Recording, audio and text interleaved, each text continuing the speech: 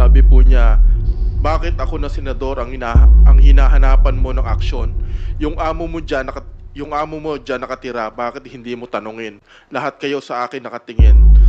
Sana ako na lang ang nagpresidente.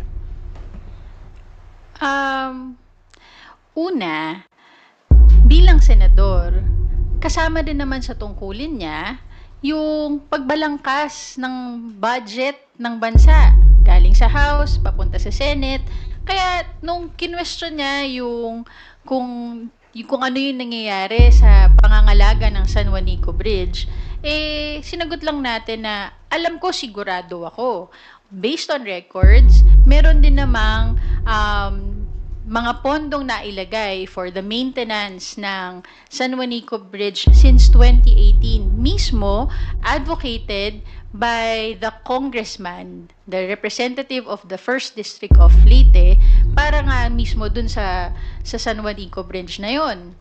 Ngayon, kung tatanungin niya kung ano yung nangyayari, dapat lang tanungin din bilang senador, ano din ang nagawa niya para sa San Juanico Bridge. Total, hindi pwedeng tanong lang ng tanong eh. Kailangan nagtatrabaho. Lalong-lalo na, malapit din naman sa puso niya ang San Juanico Bridge, ang Leyte. So, instead na maghanap ng ituturo para sisihin, dapat nagtutulungan. Both from the House at sa Senado.